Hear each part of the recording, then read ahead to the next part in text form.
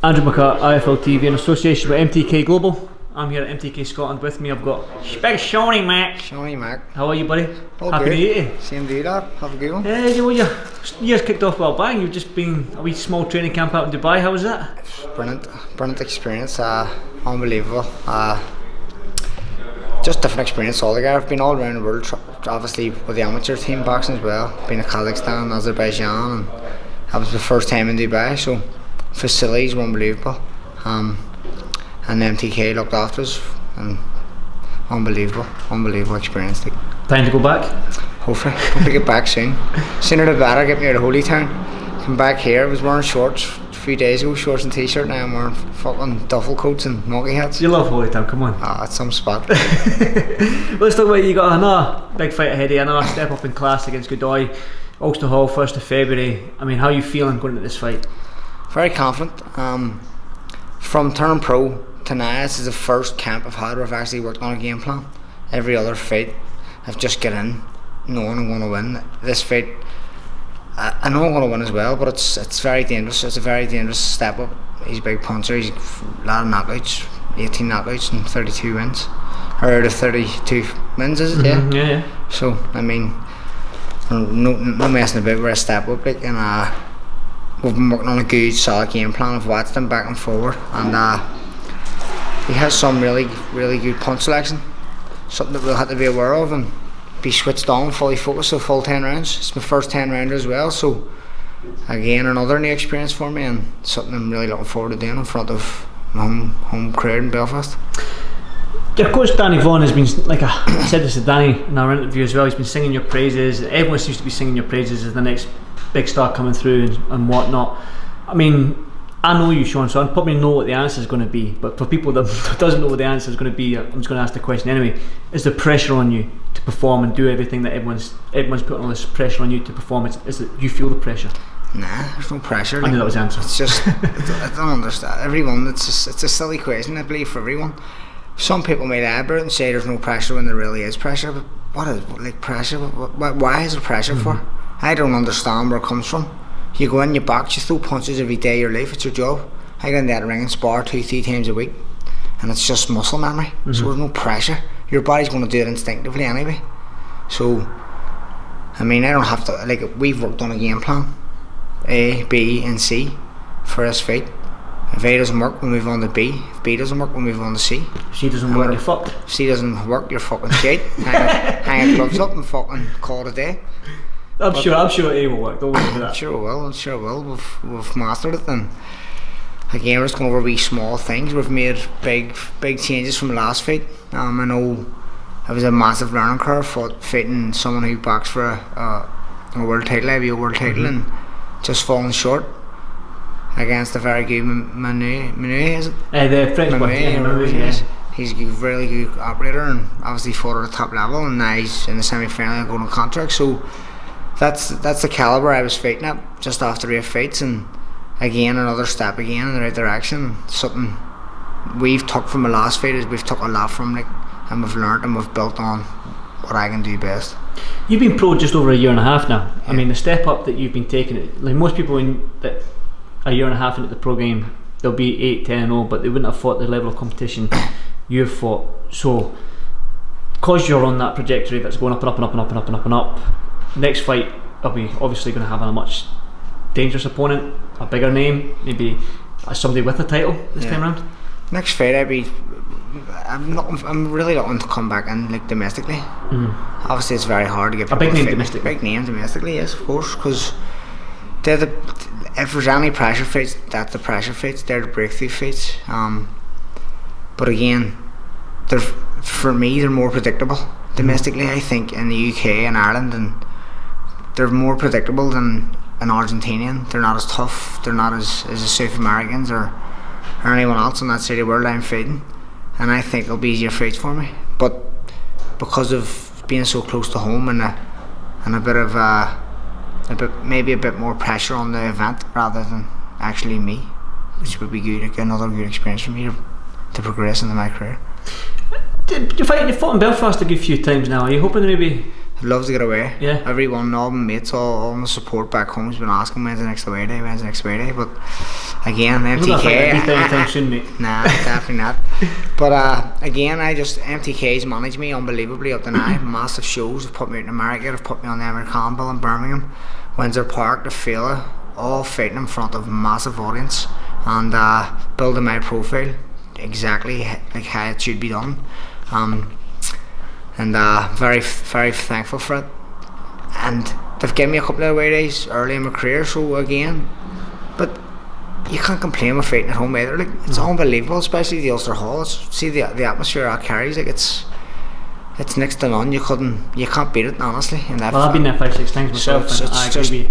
The atmosphere in the balcony seats and stuff, and it just feels like everything. They're almost in the ring with you. You can hear everything with people's calling and shouting, and again, it tests your focus levels because you can hear everything so close to you. You can hear people shouting. It's really good. Can you hear that when you're in a fight? Can you hear the crowd? Just in the Ulster Hall, it's mad. I can hear what punches people are shouting to do, and obviously I'm not paying attention to them, but it's at the end of the round or whatever, I can hear them like, what's it? Hit him, Sean, hit him. That's what I'm trying to do. Move back, Sean. But it's something that you can hear. You don't pay full attention to, but that's good because that's training your mind to be fully focused and put all that to the side, whatever you're hearing so close to you. Danny said, I don't know, he's mentioned about you going down to 135 lightweight. I mean, I'm looking at you, I've looked at you, you're 6 foot, you are slender, but you're 6 foot tall, you've got a long frame. How easy is that going to be for you? I spoke to my nutritionist about it first. Danny mentioned it, MTK mentioned it first of all, saying could I do it, just asking the general question. If it had been no, it would have been no. That's fair enough to give me the plan at 140. And I says, I can definitely make it, like, but I'll take it up with my nutritionist, Stephen Floyd. He's a friend of mine. He does my nutrition, and I've texted him, and he just wrote back laughing faces saying, mate, I wanted to tell you this from the start, but because you're so stubborn and you're doing so well at 140, I just thought he's going to win anyway at 140, so let him be and enjoy his boxing. But you can definitely make 135. He's going to give me a proper strategy and a proper plan to get down to 135. And again, like, this fight's at 140, probably weigh 142 because it's not a title fight, which is easy. I'm about 5 pounds over net. Never seen you struggle. So yeah. Fight week, I don't train fight week. Once, one or two, one sweat sizing the day before. I don't train. I don't do any saunas. Don't do anything explicit like that. It's just simply one sweat sizing on fight week, and it'll be the day before the weigh-in. I'll go home, have a cup of tea, Twix, and go to bed. Now, because I know I've got this plan, I've gone down to 135. I've stopped eating Twixes and stopped eating chocolate. Because I was eating Twix every night.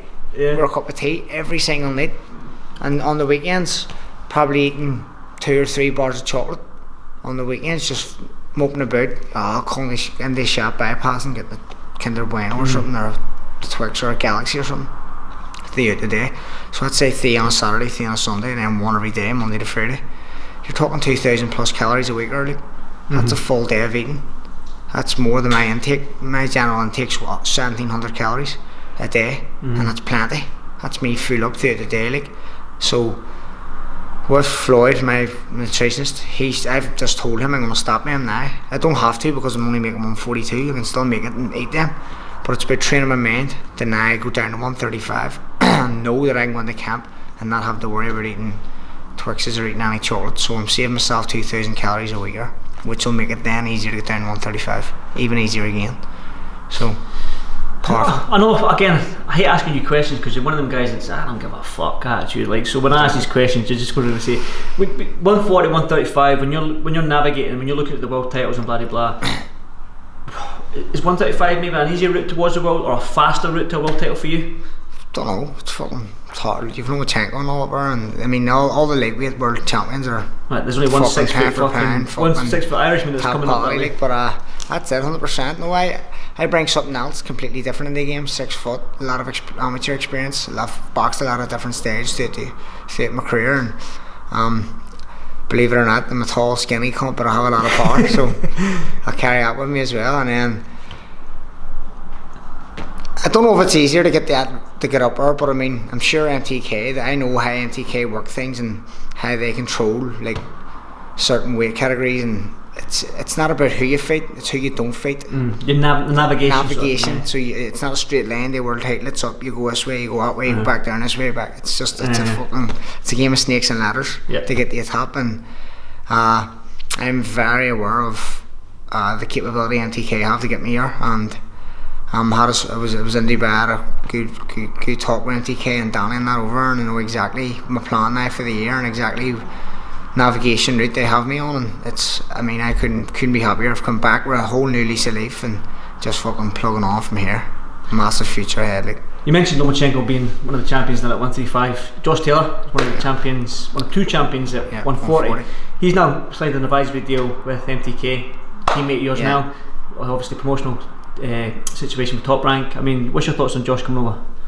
Unbelievable signing, unbelievable. I've praised Josh from day one from saying he's fucking. I'm a huge fan of his. Like, his boxing ability is unbelievable, and again, he's massive at 140 as well. Like, so fucking, he's capable of moving up to whatever it is, 147, and again fighting massive super fights, pay-per-view fights, especially signing with Top Rank and MTK being there as well to manage him. It's fucking unbelievable. So I wish him all the best, and I know for a fact it's the best move he could have possibly made. And what a signing for MTK again, just another just like they're just building, and very soon they're going to be the biggest management company in the world. I think they probably are already. Definitely. Well, I mentioned to Josh some sparring in this ring. I'd be happy enough to help out 100%. Josh is again, it would be another massive opportunity for me to spar with like Josh, a unified world champion.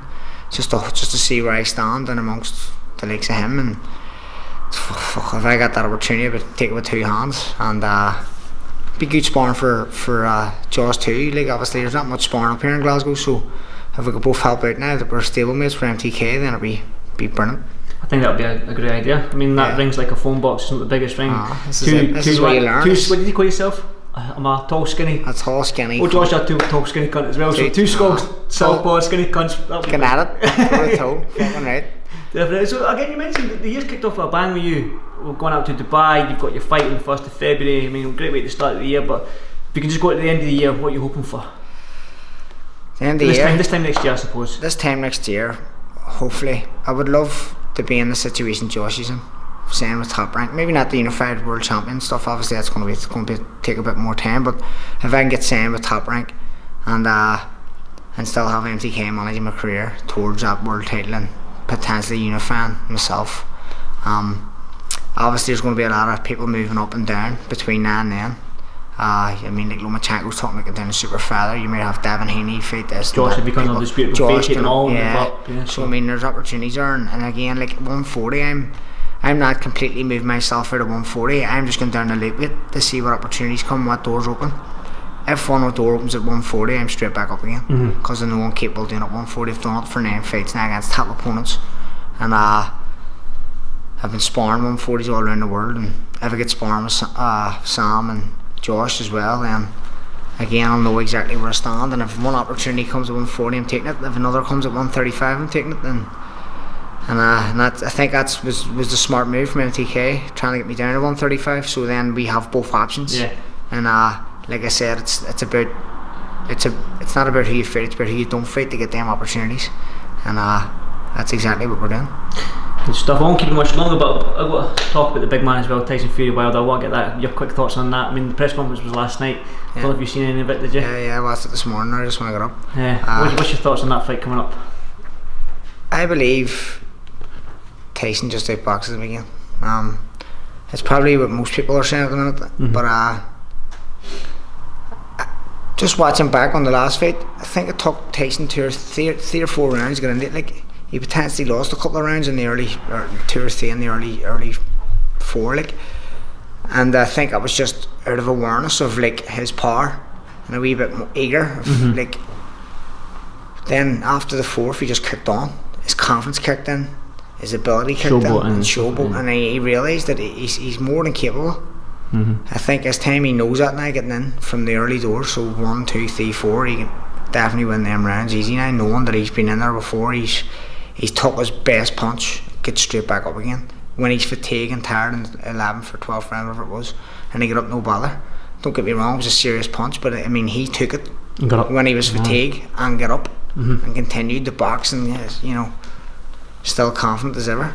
And I think taking that into this fight, he'll do that from an earlier stage of the fight. So first, second, third, fourth, and that's going to be the massive difference in this fight. And then Wilder will start getting frustrated mid rounds rather than later on. And again, big man win then. Pick ahead of him. Big man win points. Definitely. Well, I won't keep much longer, Sean. Hopefully we'll see you in Vegas soon. 100% Thanks for this Lifestyle TV, and I'll see you in Belfast. A couple of weeks. Yep, Definitely, my man. Thanks, Sean. Yep.